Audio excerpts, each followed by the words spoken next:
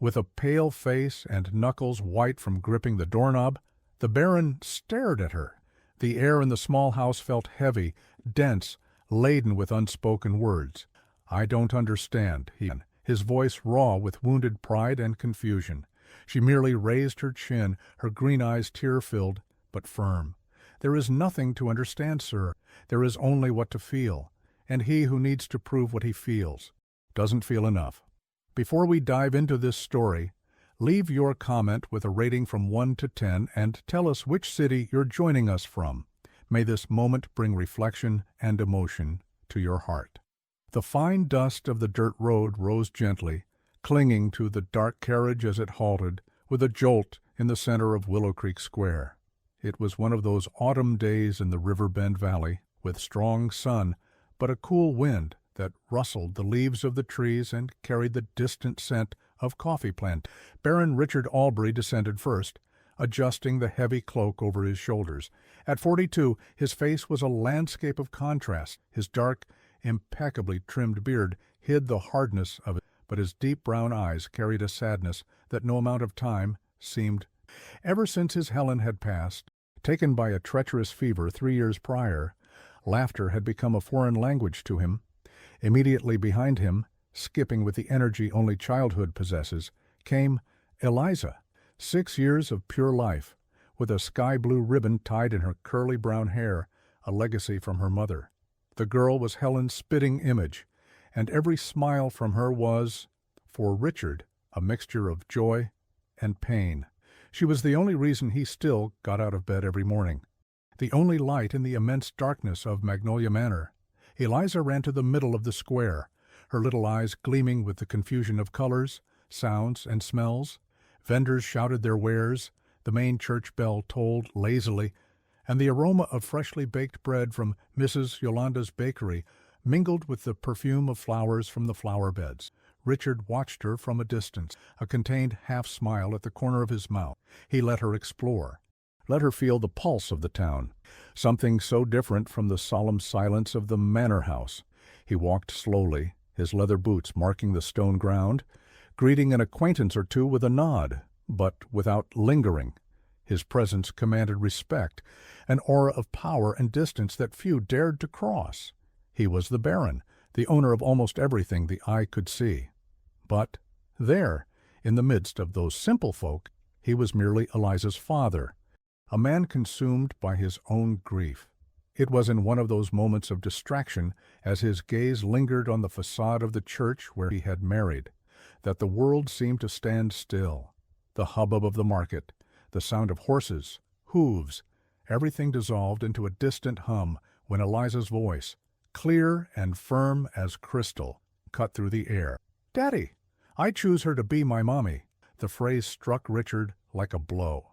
He spun around abruptly, his heart pounding, searching for his daughter in the crowd.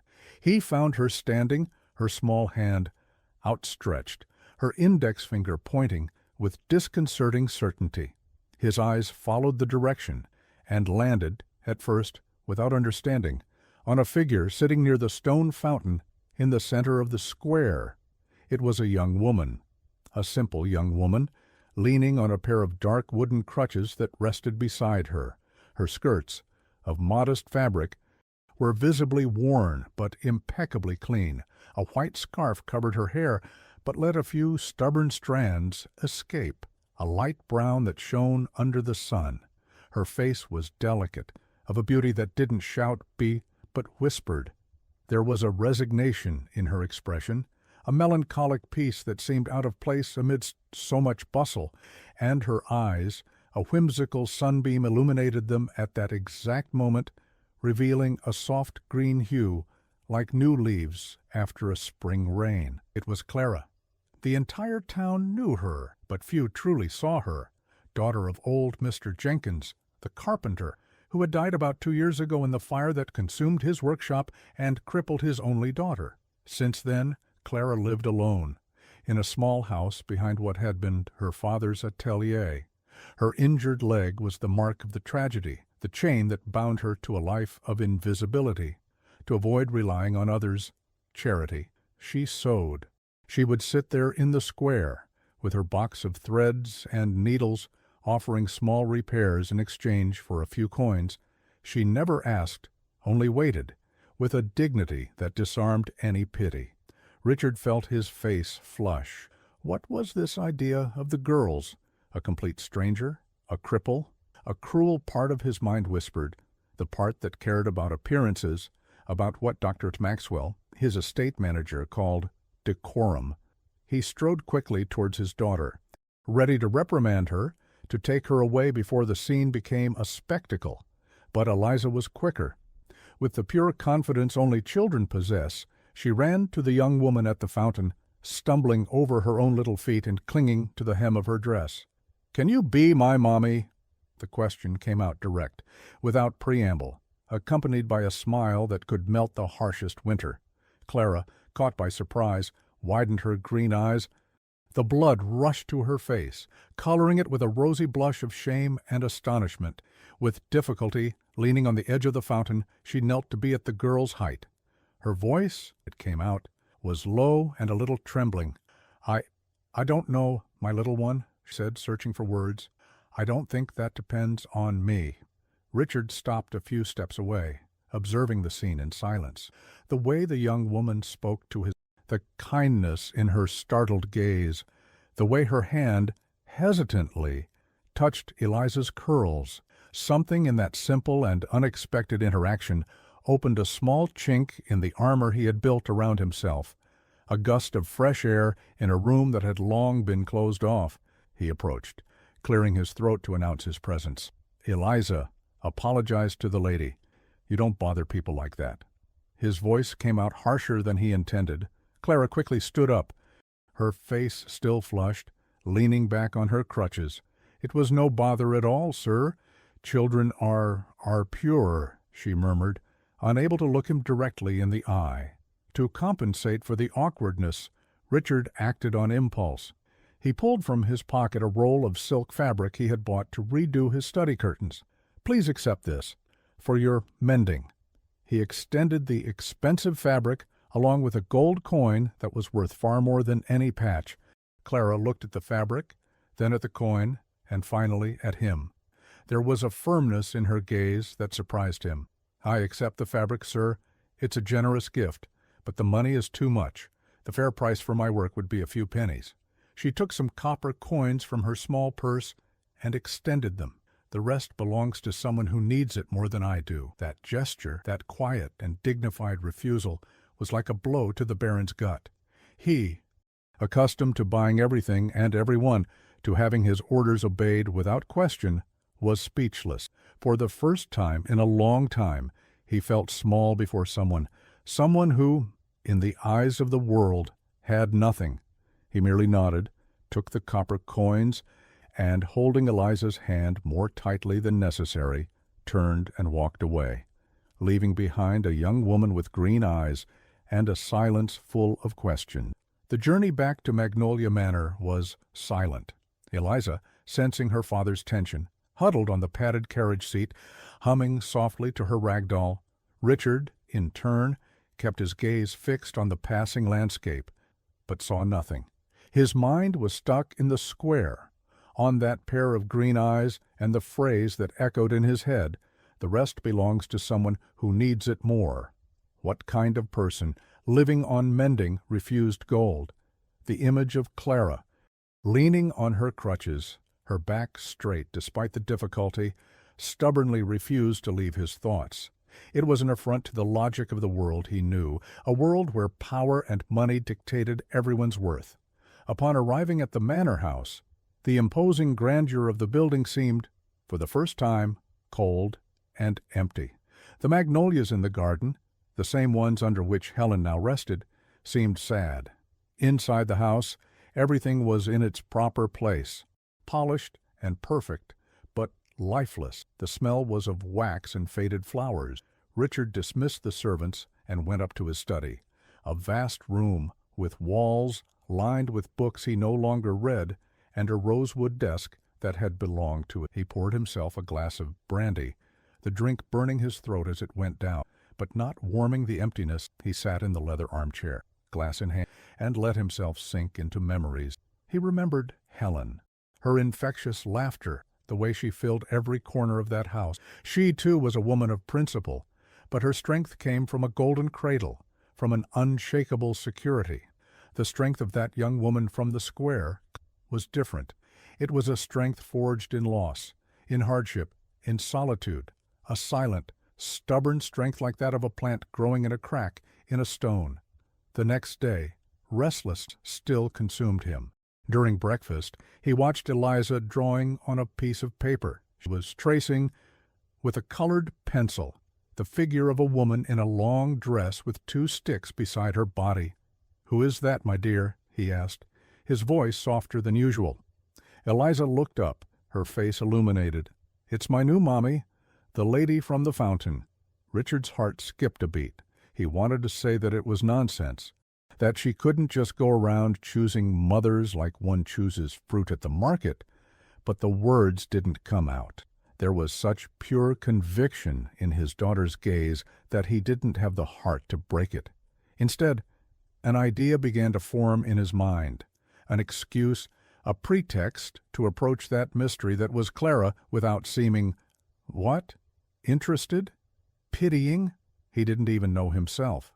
He called Benedict, the estate foreman, a man of his complete trust, who had served the Albury family since before he was born. "Benedict," Richard began, casual, "I need a favor. The drawing-room curtains have frayed hems, and some of the bed linens need mending. Take everything to town. There's a seamstress in the square, near the fountain. Tell her it's work for the estate and pay whatever she asks. And don't accept any arguments about the price." Benedict raised his graying eyebrows, surprised.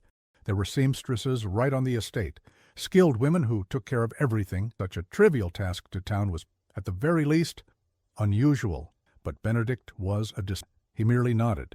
"Yes, Baron, as you wish." Late that afternoon, the foreman returned. He handed Richard a small package with the mended items. The handwriting was a little shaky, but elegant. "Baron, I thank you for your trust. Here is the value of the service. Clara." Attached to the note was the exact change, calculated down to the last detail.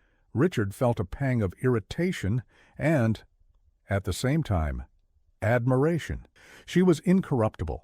He picked up a quill and a piece of paper from his desk. What to write? A simple "thank you" seemed too dry. After hesitating, he scribbled in his firm, masculine hand, "Gratitude for your effort." It was short, formal, but carried a weight he didn't entirely comprehend. In the days that followed, it became a routine.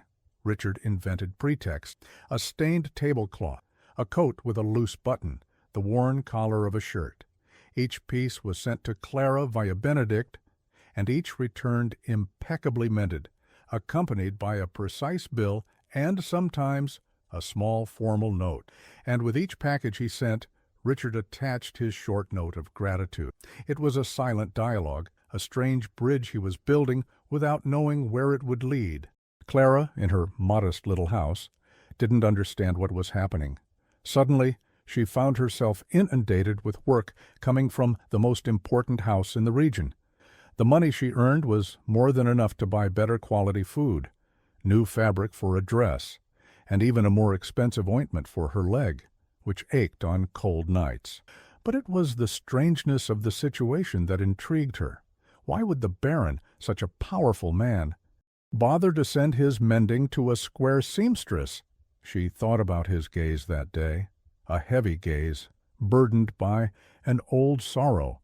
And she thought about the girl, little Eliza, with her question that had left her flustered. She felt observed, as if, suddenly, her invisibility had been stripped away.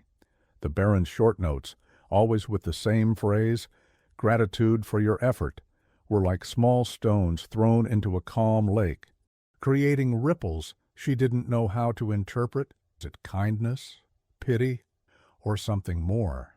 Her heart torn between gratitude and distrust, she continued to sew, each stitch a question, each knot a sigh, unaware that in the manor house a powerful man and a lonely girl were, each in their own way, thinking of her. The routine of sending and receiving packages lasted almost 2 weeks. For Richard, It was a safe way to maintain a connection, however tenuous, with the woman who had piqued his curiosity. For Clara, it was a source of sustenance and growing uneasiness. But for Eliza, that distant communication was too slow and unsatisfactory. Children have no patience for adult subtleties. They want the touch, the presence. One sunny afternoon, while the governess, Mrs. Matilda, was helping, Eliza had an idea. She picked out one of her newest dresses, a cotton print with small yellow flowers, and, with a mischievous look, ran to the garden. She hid behind a rose bush and, carefully, snagged the hem of the dress on one of the sharpest thorns. She pulled hard.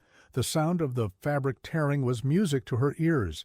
She returned inside, whining, with crocodile tears streaming down her face. "Daddy, Daddy, my new dress is torn." Running towards the study where Richard was analyzing the estate's account book, Richard looked up, alarmed. He saw the considerable tear in the skirt of the dress and his daughter's rehearsed. His first impulse was to call one of the maids to mend it, but Eliza was quicker. "No," her voice choked. "The seamstresses here aren't good. They make an ugly patch. You have to take it to the lady in the square, Daddy. She fixes everything perfectly. Please, take me there. I want to go along to explain where it tore." The Baron looked at his daughter. The scene was so transparent, it was almost comical. He knew with absolute certainty that the tear had not been accidental, but seeing the expectation shining in the girl's eyes, an expectation he hadn't seen in so long, he didn't have the heart to refuse. It was the perfect pretext, after all, a legitimate reason to go to town, to see Clara personally, to go beyond the formal notes. "All right, Eliza, stop crying, son," he said, trying to hide his smile. "I will go to town. We'll take your dress to the seamstress." The journey seemed shorter this. Eliza chattered incessantly, describing how the dress had accidentally caught on the rosebush. Richard merely listened, his heart beating a little faster than usual. What would he say to her? How would he act? Her dignity intimidated him. They arrived at the part of town where the simpler houses were. Clara's was small, wooden, with a single window in front and a small bed of basil and rosemary by the door. Thin smoke rose from the chimney, indicating that the wood-burning stove was lit. Richard felt a nervousness he hadn't experienced since his youth. He knocked on the door, his heavy hand sounding almost aggressive. The door opened, and Clara appeared. She was without her headscarf, her brown hair pulled back in a simple bun, with a few loose strands framing her face. She wore a plain homemade dress, equally simple, but the sight of her there, in the setting of her own home, seemed even more impactful to Richard than in the square. She paled at the sight of them. "Baron, Miss Eliza, has something happened?"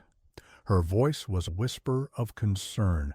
Eliza didn't wait for her father to answer. She ran inside, hugging Clara's good leg. "My dress tore. Can you fix it for me?" Clara looked at the tear, then at the girl, and a small smile bloomed on her lips. She understood everything. "Of course I'll fix it. Come in. Come in. You too, sir, please." The house was a single room, but arranged with touching care. The bed in one corner, covered by a colorful patchwork quilt. In another, a workbench with spools of thread, scissors, and fabric scraps. The wood-burning stove warmed the room, and on it an iron kettle let out a fragrant steam. The smell was of burning wood, herbs, and bread. Richard felt like a giant in that tiny space, his rich and powerful presence clashing with the simplicity of everything around him. "Please sit, sir. The chair may not be very comfortable," Clara said, pointing to a rustic wooden chair, probably made by her father. As Clara took her sewing box and sat on a small stool to examine Eliza's dress, Richard felt strangely at peace. He watched her hands, agile and precise, handling the needle and thread. He watched the way she talked to Eliza, with a patience and affection that were completely natural. "Would you like some tea?" Suddenly, looking up at him. "It's lemon balm from my garden. It calms the heart." Richard merely nodded, unable to refuse. She moved with surprising agility, leaning on the furniture to reach the stove. She served the tea in 2 porcelain cups, one of them the one she offered him, had a small crack near the handle, a dark line betraying an old repair.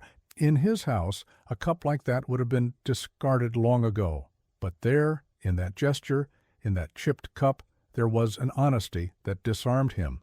He took the cup, its warmth heating his hands. The tea was delicious, sweet, and fragrant. Eliza, sitting on the floor at Clara's feet, was telling a story about a little bird that lived in one of the magnolias on the estate. And then it happened. Eliza said something funny, one of those childish observations that mix innocence and disconcerting wisdom. Clara laughed. Not a contained smile, but a genuine, crystalline laugh that lit up her entire face and made her green eyes sparkle. And Richard, infected by that sound, laughed too. A light, sincere laugh that came from deep within his chest, a sound he hadn't heard come from himself in 3 years. In that instant, the Baron, the widower, the powerful man disappeared. He was just Richard, a man drinking tea from a chipped cup, listening to a woman's laughter and his daughter's chatter. In that simple room, he felt more at home than in his own mansion. The mending of the dress was the least of the things being mended that afternoon. Clara's constant presence at Magnolia Manor was like a sun rising after a long storm. Eliza recovered her health and the sparkle in her eyes, and the manor house, once a mausoleum of sad memories, began to come alive again. The sound of the girls' laughter echoed through the corridors, often accompanied by Clara's gentle voice, teaching her to embroider or telling her stories from her father's time.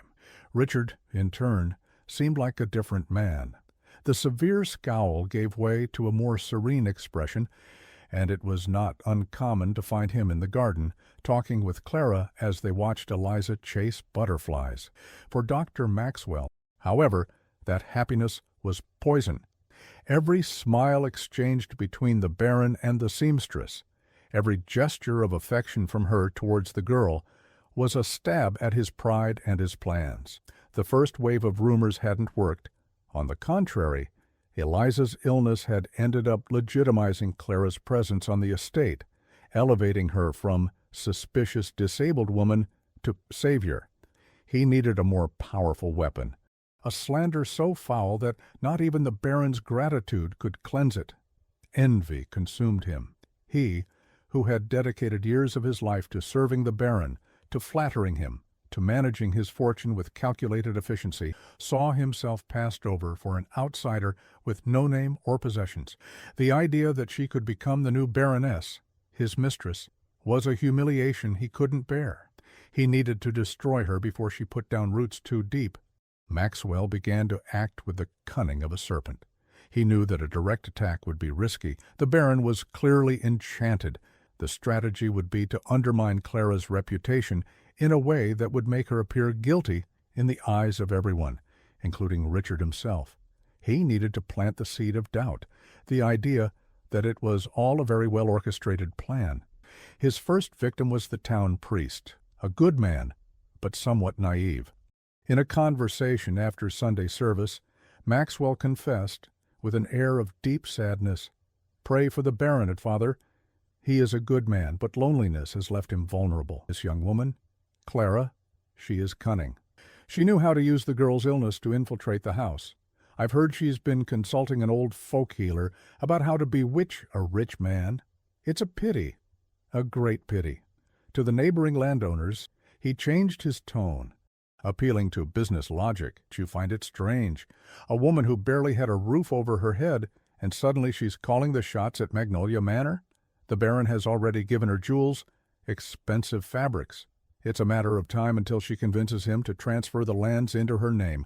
A scam, my friends, a master stroke. He invented details, created scenes that never happened, but sounded plausible, coming from someone so close to the Baron. But the cruelest lie, the lowest, he saved to be spread within the estate itself. He knew that gossip among the servants was the quickest way to poison the atmosphere. He chose the head cook, Mrs. Eugenie, a bitter woman who was jealous of the attention Clara received, as his target. Late one afternoon, he found her in the kitchen and said, in a confidential tone, "Mrs. Eugenie, Eureka, who are a woman of good sense, need to know the truth. This Clara is not the saint she appears to be. The other day, I heard her talking to little Eliza, filling the child's head with lies. She said that as soon as she married the Baron, she would send the girl to a boarding school in the capital so she wouldn't interfere with the new life of luxury she would have. The slander was monstrous, for it attacked the most sacred point of that relation, Clara's love for the girl. It was a lie so vile that it became, paradoxically, credible for those who were already predisposed to distrust. The story spread like wildfire, from the kitchen to the laundry, from the laundry to the stables. The servants, who once viewed Clara with admiration, began to look at her with suspicion and resentment. Their smiles became forced, their answers monosyllabic. Clara, sensitive as she was, noticed the change in the air. She felt the hostile glances, heard the whispers that ceased when she approached. She didn't understand why, but she felt increasingly isolated and uncomfortable in that house that had begun to feel like a home. There was, however, one person who did not believe those lies. Lucy, the young maid who had helped Clara on the night of fever. Lucy was a simple girl, pure of heart, and saw the genuine kindness in Clara's treatment of the girl. She heard the story told by Eugenie, and her instinct told her that it was malicious. For days she was in conflict, afraid to get involved and lose compassion. One afternoon, while Clara was in the garden, feeling particularly sad about the heavy atmosphere, Lucy approached, her face She looked around to make sure no one was listening, and said in a trembling voice, "Mrs. Clara, forgive my boldness, but I need to tell you something. The people in the house are saying horrible things about you." Clara stared at her, her heart tight. "What things, Lucy?" "Dr. Maxwell. He spread that you are only here out of self-interest, that you want to marry the master for his money, and the worst." Lucy hesitated, tears welling in her eyes. "He said you plan to send little Eliza away as soon as you get what you want?" Every word from Lucy was like a dagger to Clara's chest.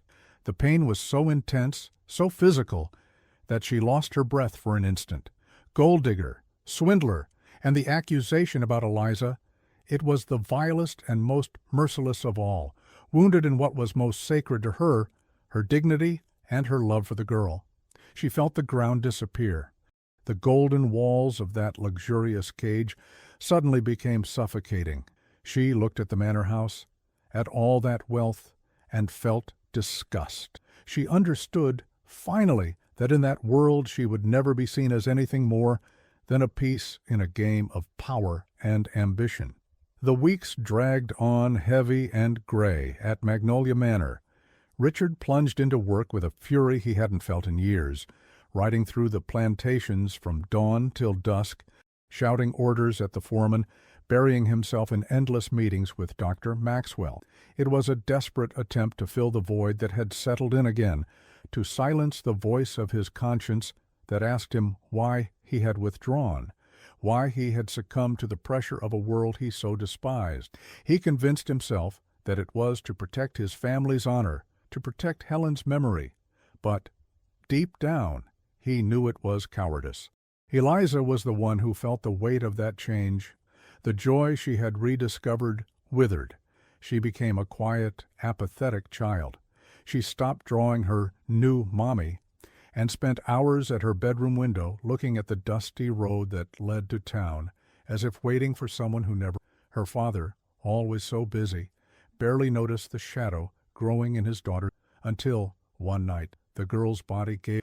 It began with a chill, a tremor that Mrs. Matilda, the governess, tried to ward off with blankets and hot teas. But in the early hours of the morning, the fever erupted. Eliza's skin burned, her lips were dry and cracked, and she began to mutter disconnected words, her eyes open, but seeing nothing. Panic seized the manor house. Richard, summoned in haste, felt the ground disappear beneath his feet upon seeing his daughter in that state. The image was terribly familiar, an echo of the past he tried to bury. That's how it began with Helen. A fever, delirious ravings, life slowly draining away. He sent for Dr. Davies. the best physician in the region. The man arrived in the early morning, his leather bag full of vials and instruments. He examined Eliza, listened to her chest, asked questions. His diagnosis was vague. "It's a strong fever, Baron, a bodily ailment. We'll give quinine and cold compresses. We need to wait for nature to take its course." But nature seemed cruel. Hours passed, and the fever didn't subside. On the contrary, it seemed to worsen. Eliza tossed and turned in bed, the sheets soaked with sweat. Richard didn't leave her side for a minute. He held her hot little hand, passed a damp cloth over her forehead, whispering desperate promises. He would offer all his fortune, all his lands, in exchange for his daughter's health. But illness didn't negotiate. On the second day, the delirium intensified. Eliza began to call for her mother, a call that broke Richard's heart into 1,000 pieces. He tried to calm her, saying that Daddy was there, that everything would be all right. But she seemed to be in another world, a place of shadows and fears. It was then, in the midst of an almost inaudible murmur, that she said the name. "Call her. The lady from the square, please. Call her." Richard froze. The lady from the square? Clara? His daughter's fever was bringing to light what his own cowardice had tried to hide. He looked at Dr. Davies, who shook his head with an air of disbelief. "These are delirious ravings, Baron. The fever affects the mind." "Pay no mind." But the girl repeated, her voice a little stronger, more insistent. "The lady, her tea, her smell. Call her Daddy." At that moment, all of Richard's pride, all his concern for what others would think, everything crumbled. What did the opinion of the entire town matter? Lost the only thing he truly loved. Despair is a powerful solvent for determined, his eyes bloodshot from lack of sleep and suppressed tears. "Benedict!" his voice echoing through the silent corridor. The old foreman appeared at the door, his face etched with, "Baron, saddle the fastest horse we have. Go to town, find the seamstress Clara. Tell her my daughter is dying. Beg, if necessary. Offer her anything she wants, but bring her here. Now." Benedict didn't question. He saw the despair in his master's eyes and knew the order was non-negotiable. He ran out, his heavy footsteps echoing on the wooden floor. Richard returned to the bedside. Dr. Maxwell, who hovered around the house like a vulture, tried to intervene. "Baron, with all due respect, have you lost your mind? Calling a folk healer, some commoner, when we have science on our side? This is an absurdity. What will people say?" Richard turned to him, his eyes blazing with a fury Maxwell had never seen. "Shut your mouth, Maxwell, and get out of this room. If my daughter dies, I don't want your face being the last thing I see before I send you to hell." The estate manager backed away, pale and shocked. The Baron had never spoken to him that way. The wait for Clara's arrival was the longest of Richard's life. Every minute was torture. He looked at the road, then at his daughter, his heart torn between hope and the fear that it was too late. What if she didn't come? What if her pride, wounded by him, was greater than her compassion? He wouldn't blame her. He deserved her refusal, but his daughter didn't. As the sun began to appear on the horizon, tinging the sky with the pale colors of a new day, the man who hadn't prayed since his wife's death prayed with all his might, not to God, but that a humble seamstress with green eyes had a heart large enough to forgive him. The sound of horse hooves on the dirt driveway leading to the manor house sounded like an answer to... He rushed to the window in time to see Benedict helping Clara dismount. She looked, her face pale from the hurried journey and lack of sleep, her hair disheveled under a hastily tied scarf. In her hands, she carried a small wicker basket and leaned heavily on her crutches. The sight of her there, so fragile and yet so determined, in the courtyard of his immense estate, caused a lump in the Baron's throat. He ran down the stairs, meeting her at the entrance. The servants looked sideways, whispering among themselves. The presence of the lady from the square in the manor house was the confirmation of all the rumors, an unexpected spectacle. But Richard didn't care. His eyes met Clara's, and in them he saw no accusation, only genuine concern. "How is she?" was the first thing Clara asked, her voice low and breathless. "She's not improving. The fever won't break." he responded, his voice choked. "I'm sorry to have made you come like this. There's nothing to apologize for when a child—" "Where is she?" Clara interrupted, her practicality cutting through his. He guided her through the wide, silent corridors, under the disapproving gaze of his ancestors, portraits hanging on the wall. The contrast between her simplicity and the opulence of the house, each step she took with her crutches, echoed on the polished marble, a strange and displaced sound in that environment of wealth and tradition. As they entered the room, the smell of illness and medicine enveloped them. Dr. Davies, seeing Clara, frowned, offended in his authority. "Baron, what is the meaning of this? I will not allow charlatanic practices to interfere with my treatment." Clara ignored him. She approached the bed and her face softened as she saw little Eliza, so pale and fragile. She touched the girl's forehead with the back of her hand, feeling the feverish heat. "With your permission, doctor," she said, her voice firm but without arrogance.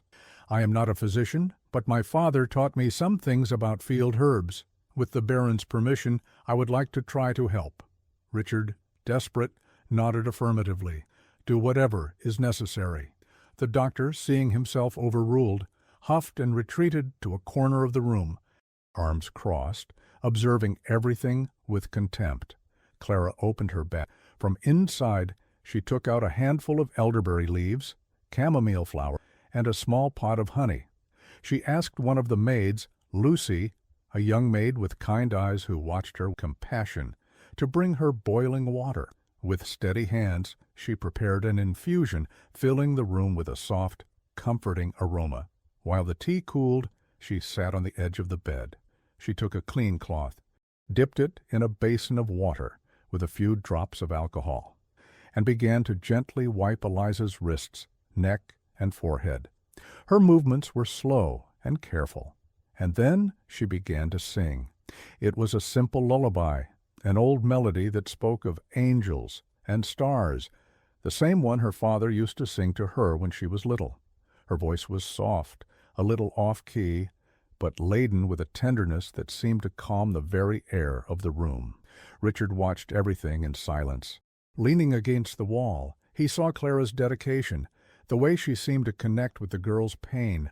There was nothing magical or miraculous in what she did.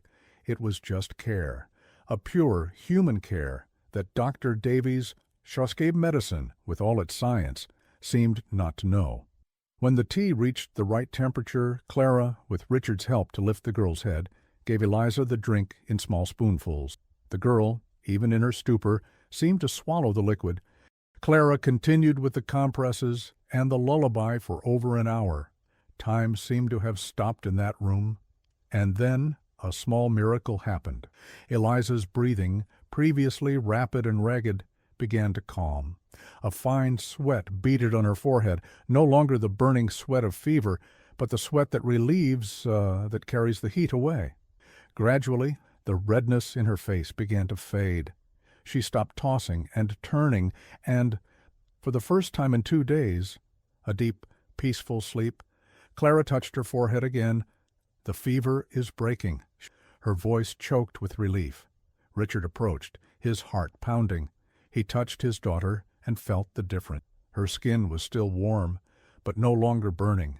The peace on Eliza's face was something he thought he would never see again. A wave of emotion so strong hit him that his legs gave way.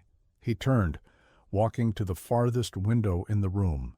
And there, with his back to everyone, he hid his face in his hands and cried. He cried for the first time since Helen's death. A silent, convulsive cry of relief, gratitude, and deep shame for his cowardice. Clara, seeing his pain, motioned for the others to leave the room. She approached him slowly. She said nothing. She merely placed her hand lightly on his shoulder, a simple touch that said everything. In that moment, the social chasm that separated them disappeared. They were just two people sharing the relief of seeing a child return to life. From that day on, the routine of the estate changed.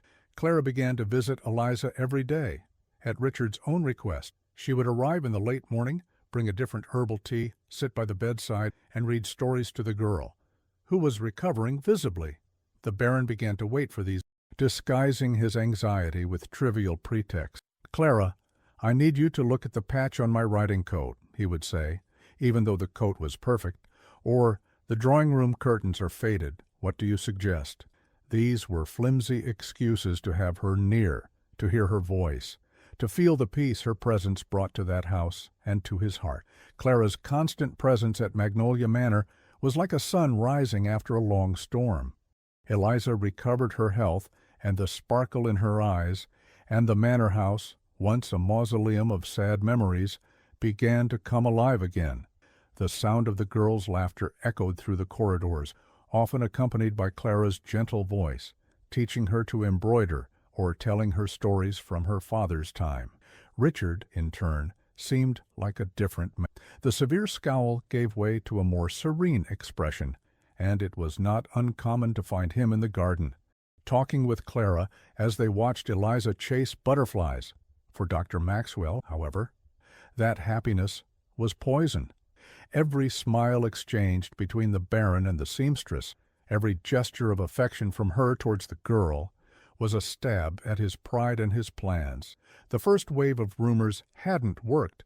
On the contrary, Eliza's illness had ended up legitimizing Clara's presence on the estate, elevating her from suspicious cripple to savior. He needed a more powerful weapon, a slander so foul that not even the Baron's gratitude could cleanse it. Envy consumed him. He, who had dedicated years of his life to serving the Baron, to flattering him, to managing his fortune with calculated efficiency, saw himself passed over for an outsider with no name or possessions. The idea that she could become the new Baroness, his mistress, was a humiliation he couldn't bear. He needed to destroy her before she put down roots too deep. Maxwell began to act with the cunning of a serpent. He knew that a direct attack would be risky. The Baron was clearly enchanted. The strategy would be to undermine Clara's reputation in a way that would make her appear guilty in the eyes of everyone, including Richard himself. He needed to plant the seed of doubt, the idea that it was all a very well-orchestrated plan. His first victim was the town priest, a good man, but somewhat naive. In a conversation after Sunday service, Maxwell confessed, with an air of deep sadness, "Pray for the Baron, Father. He is a good man, but loneliness left him vulnerable. This young woman, Clara, she is cunning. She knew how to use the girl's illness to infiltrate the house. I've heard she's been consulting an old folk healer about how to bewitch a rich man. It's a pity, a great pity." To the neighboring landowners, he changed his tone, appealing to business logic. "Don't you find it strange? A woman who barely had a roof over her head, and suddenly she's calling the shots at Magnolia Manor. The Baron has already given her jewels, expensive fabrics. It's a matter of time until she convinces him to transfer the lands into her name. A scam. My friends, a masterstroke." He invented details, created scenes that never happened, but sounded plausible coming from someone so close to the Baron. But the cruelest lie, the lowest, he saved to be spread within the estate itself. He knew that gossip among the servants was the quickest way to poison the atmosphere. He chose the head cook, Mrs. Eugenie, a bitter woman who was jealous of the attention Clara received, as his target. Late one afternoon, he found her in the kitchen and said, in a confidential tone, "Mrs. Eugenie, you, who are a woman of good sense, need to know the truth. This Clara is not the saint she appears to be. The other day I heard her talking to little Eliza, filling the child's head with lies. She said that as soon as she married the Baron, she would send the girl to a boarding school in the capital town so she wouldn't interfere with the new life of luxury she would have. The slander was monstrous, for it attacked the most sacred point of that relationship, Clara's love for the girl. It was a lie so vile that it became, paradoxically, credible for those who were already predisposed to distrust. The story spread like wildfire from the kitchen to the laundry, from the laundry to the stables. The servants, who once viewed Clara with admiration, began to look at her with suspicion and resentment. Their smiles became forced, their answers monosyllabic. Clara, sensitive as she was, noticed the change in the air. She felt the hostile glances, heard the whispers that ceased when she approached. She didn't understand why, but she felt increasingly isolated and uncomfortable in that house that had begun to feel like a home. There was, however, one person who did not believe those lies. Lucy, the young maid who had helped Clara on the night of Eliza's fever. Lucy was a simple girl, pure of heart, and saw the genuine kindness in Clara's treatment of the girl. She heard the story told by Eugenie, and her instinct told her that it was malicious. For days she was in conflict, afraid to get involved and lose her job. But compassion spoke louder. One afternoon, while Clara was in the garden, feeling particularly sad with the heavy atmosphere in the house, Lucy approached, her face distraught. She looked around to make sure no one was listening, and said in a trembling voice, "Mrs. Clara, forgive my boldness, but I need to tell you something. The people in the house are saying, they're saying horrible things about—" Clara stared at her, her heart tight. "What things?" "Dr. Maxwell. He spread that you are only here out of self-interest, that you want to marry the master for his money, and the worst," tears well. "He said you plan to send little Eliza away as soon as you get what you want." Every word from Lucy was like a dagger to Clara's chest. The pain was so intense, so physical, that she lost her breath for an instant. Gold digger, swindler, and the accusation about Eliza, it was the vilest and most merciless of all, wounded in what was most sacred to her, her dignity and her love for the girl. She felt the ground disappear. The golden walls of that luxurious suddenly became sullen. She looked at the manor house, at all that wealth, and felt disgust. She understood, finally, that in that world she would never be seen as anything more than a piece in a game of power and ambition. The next day, Clara did not appear at the estate. Richard found it strange. It was the first time she had been absent since Eliza recovered. He waited until noon, his heart restless. He invented an excuse for his daughter, who asked for Aunt Clara every 5 minutes, and decided to ride to town. Perhaps she was ill, he thought, a genuine concern mixed with a growing need to see.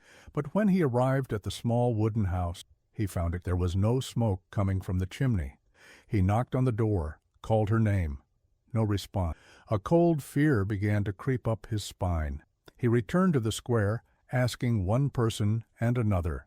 No one had seen her that day.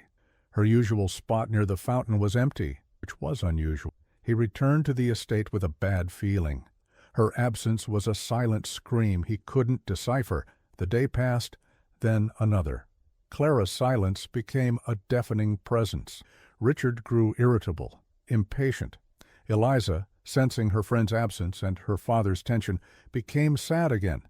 The joy that had returned to the manor house seemed to have packed its bags and left with Clara. On the estate, the atmosphere was strange. Maxwell wore an air of discreet triumph, while the servants exchanged meaningful glances. It was Lucy, the young maid, who couldn't bear it any more. Seeing her masters and the girl suffering, and feeling guilty for perhaps having worsened things by alerting Clara, she gathered her courage. She asked to speak with the Baron alone in his study. "Baron, forgive me. I know it's not my place, but I must speak," her hands twisting her apron. "Mrs. Clara, she didn't just disappear by chance. She heard the lies Dr. Maxwell was spreading." Richard, who had been facing the window, turned abruptly. "What lie? What are you talking about?" With a trembling but firm voice, Lucy told him everything. She repeated the slanders she had heard, the accusation that Clara was a gold digger, and, the worst of all, the lie about sending Eliza to a boarding school. With each word, Richard's face transformed. Confusion gave way to understanding, and understanding to a cold fury. Everything made sense. The glances, the whispers, the change in atmosphere in the house, and, most importantly, Clara's disappearance. She wasn't rejecting him. She was protecting herself. She was fleeing the humiliation, the dirt that had been thrown on her name. And he, blind and deaf in his own happiness, had noticed. The rage he felt for Max immense, but the rage he felt for himself was even greater. "Thank you, Lucy. Right thing. You may go." His voice dangerously. As the door closed, he slammed his fist on the desk, making the inkwells and papers jump. How could he have been? How could he have allowed the envy of a man like Maxwell to hurt the purest and most dignified person he had ever known? He knew, deep in his soul, that every one of those accusations was a blatant lie. He knew Clara's integrity. He had seen with his own eyes her refuse his money. He had felt the sincerity of her affection for Eliza. His first impulse was to go after Maxwell and strangle him. But what good would that do? The harm was already done. The only thing that mattered now was to find Clara, to talk to her, to ask for forgiveness. He didn't wait for dawn. He had his horse saddled and, under the pale moonlight, rode to town again. This time he didn't go to the church. He imagined that, in her despair, she might have sought refuge. He didn't find her. He looked in the homes of acquaintances, the few friends she had. Nothing. When morning broke, exhausted and desperate, he decided to try her house one last time. The door was still locked, but he noticed that one of the back windows was ajar. Without a second thought, he went around, forced the window, and entered. The house was cold and silent, and what he saw broke his heart. The floor of the small room was covered with pieces of fabric. They were the silks, the cottons, the velvets he had given her as gifts or sent for mending. They were all torn, cut into strips, as if, in a fit of pain and anger, she had tried to destroy any trace of their connection. The pieces of fabric on the floor looked like petals of sad flowers scattered over a grave, and sitting on the floor amidst that desolation was Clara. Leaning against the wall, hugging her knees, she cried. It was not a loud, scandalous cry. They were silent tears that streamed down her face, a cry of someone who no longer had the strength to sob. She looked up as she heard him enter. There was in her eyes a pain so profound, also an unshakable dignity. Her chin was raised. In a silent refusal, he approached. The smell of herbs and fresh bread had been replaced by an air of abandonment. "Clara," he began, I heard what they said. It's all lies. I never believed it." She interrupted him, voice weak, but sharp as glass. "If you came here to ask me to defend myself, I will not."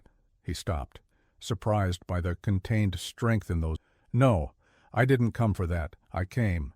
He who needs to prove what he feels," looking him directly in, and each word seemed to come from the depths of her soul, "doesn't feel it." The phrase hung in the air between them, in the silence of that devastated little, and in that silence something broke.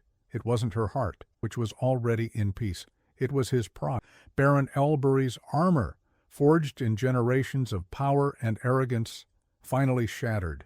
He saw her not as the seamstress, the disabled woman, the object of rumors, but as the woman she was, strong, whole, and terribly wounded by him, by his world, by his weakness. And he, the man who had everything, realized that he didn't have the words nor the right to mend the pain he had.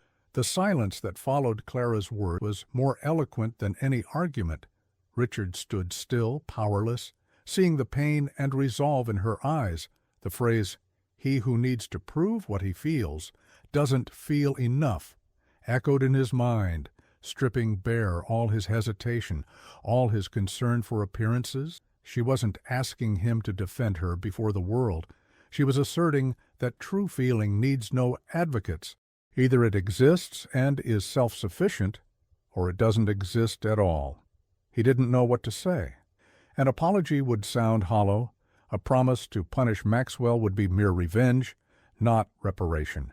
For the first time in his life, the Baron, the man of orders and decisions, felt completely disarmed. He merely nodded slowly, a gesture of defeat and understanding.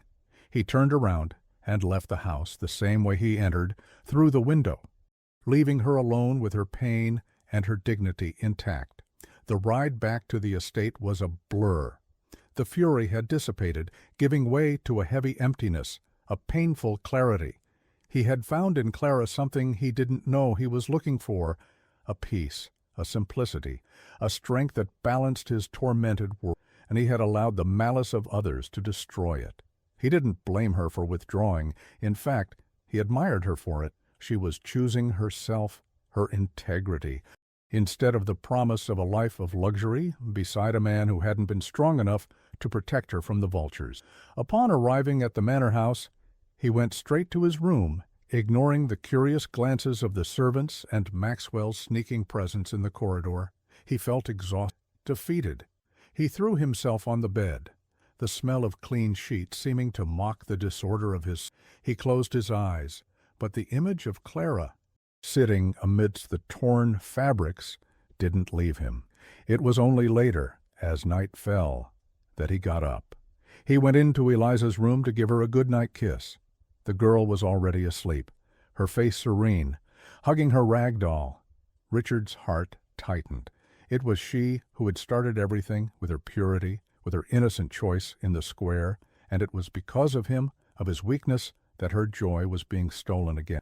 As he adjusted his daughter's pillow, his hand touched something, a folded piece of paper. Curious, he picked it up and took it to the light of the lamp in the hallway. The handwriting was childish, uneven, full of inverted letters, but the message was devastatingly, "Daddy, why isn't Aunt Clara coming anymore? Did you fight with her? Is she sad? Daddy, please, don't let the lady be sad. Her heart is beautiful." I saw it. Richard read the note once, twice, 3 times. Each word was a little knife in his chest. Her heart is beautiful. I saw it. Eliza, at 6 years old, had seen what he, with all his experience, had taken so long to understand. She didn't see the seamstress, the disability, the social standing. She saw the heart, the love of a child, simple, direct, uncorrupted by social conventions, gossip, fear. A lump formed in his throat. The tears he had held back at Clara's house now came, hot and bitter. He leaned against the hallway wall, the crumpled note in his hand, and cried. He cried for his stupidity, for his pride, for the pain he had caused 2 of the most important people in his life. At that moment, something changed within him definitively. It was no longer about defying system, punishing man, or proving something to someone. It was about being the man his daughter believed him to be. It was about honoring the pure choice she. It was about fighting for what was true, not for what was convenient. He took a deep breath, wiped away his tears, and a new determination seized him. He would no longer go to Clara with apologies. He would go with an action. He would show her, and the rest of the world, what he truly felt. Not with words, which are lost to the wind, but with a gesture so public and unequivocal that no slander could tarnish it.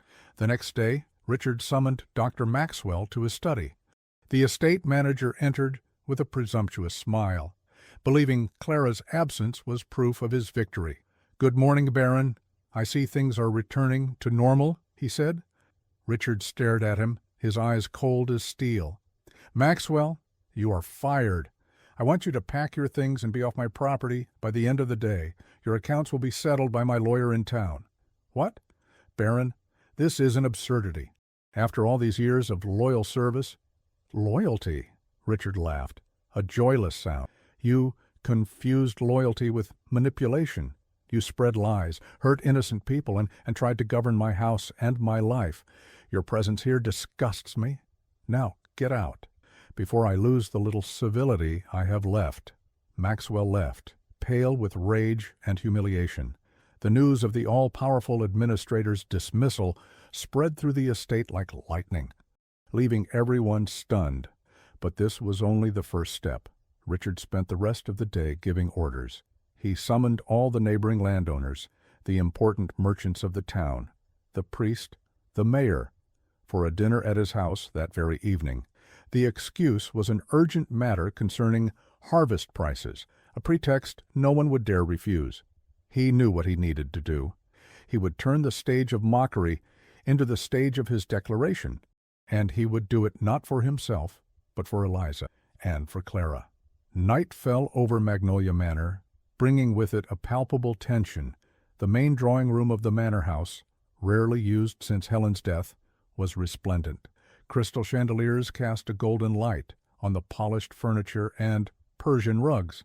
A chamber orchestra played soft music in a corner, but the sound seemed only to accentuate the awkward silence of the guests. Everyone was there. The most important men of the region, the ladies in their silk dresses, all wondering about the reason for such a sudden summons. Maxwell's dismissal was the topic simmering in whispers behind fans and liqueur glasses. Richard Albury circulated among the guests, his face a mask of calm and determination. He was impeccably dressed, his posture erect, his gaze firm. He greeted everyone with a formal courtesy that left no room for question. Eliza, in a blue velvet dress, was by his side, her small hand holding his tightly, her big eyes observing everything with childish curiosity. When everyone had arrived, Richard ascended the 2 steps leading to a small platform where the orchestra was. He signaled for the music to start. The silence became absolute. All faces turned to him, expectation suspended in the air.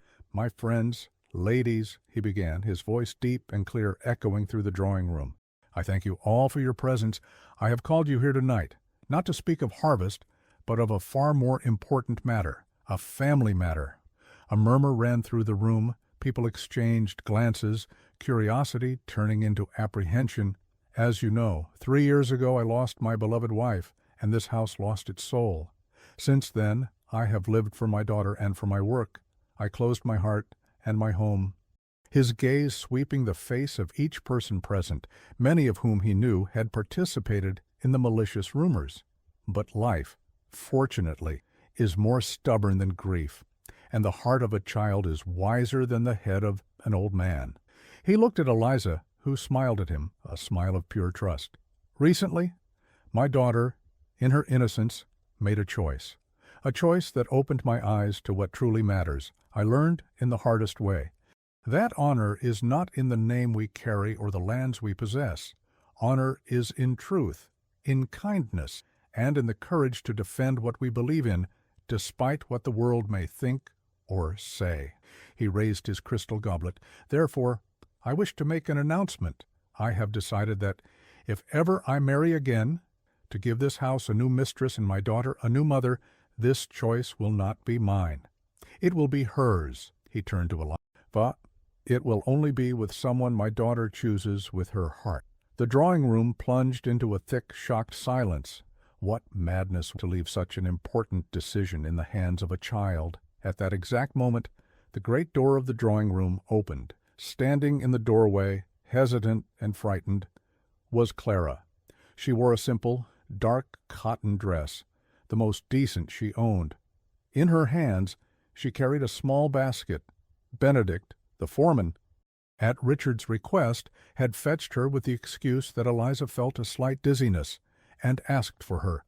Clara, her heart tight with worry, had come without hesitation. She had no idea what awaited her. All eyes turned to her. The poisonous whispers resumed, now more audible. Her presence there, at that moment, seemed an affront, a bizarre theatrical piece. Eliza, seeing Clara in the doorway, let go of her father's hand. A radiant smile lit up her face. She ran down the steps and, ignoring the dozens of gazes, ran across the drawing-room. She stopped halfway, turned to her father and to the entire audience, and, with the crystalline voice that had once filled the town square, pointed to Clara. "I've already chosen." Time stood still. The air could be cut with a knife. The ladies' fans froze. The men held their breath. Clara stood paralyzed in the doorway, her face, her crutches seemingly rooted to the floor. Her wide green eyes met Richard's across the drawing-room. Richard descended from the platform. He walked slowly, with the dignity of a king, through the sea of guests who parted to let him pass. He looked at no one, only at her. He stopped a few steps from, his gaze fixed on hers, a universe of emotions passing between them, apology, promise, hope. And then, in a firm voice, so that everyone in the drawing-room could hear, he said, "Then so be it." The murmur transformed into a collective gasp of disbelief, the creaking of chairs, the trembling glow of candles, the clink of a glass that fell from someone's hand. Everything seemed to dissolve in Clara's held breath. Tears, which she did not try to hold back, streamed down her face. They were not tears of sadness or humiliation, but of a relief so profound it seemed to wash her soul. And as the night wind came through the open windows, carrying the scent of the fields and the magnolias from the garden, Baron Richard Albury extended his hand to the humble seamstress from the square. He realized, in that instant, that fate was not a blind and distant force. Sometimes it hid in the simplest and purest gesture of all, in the moment when a child, knowing nothing of the world, pointed to the most invisible woman of all, and chose, with the wisdom that only love knows, the heart that was missing to heal everyone. So, did you enjoy the ending of this story? Little Eliza's love managed to rebuild a family, showing that the heart sees no appearances. If this narrative touched you in any way, like this video to let you enjoyed it. Subscribe to the channel so you don't miss the next of other lives. And comment below what you thought of Baron Richard and our dear Clara. Your participation is what keeps these stories alive. All the best, and until next time.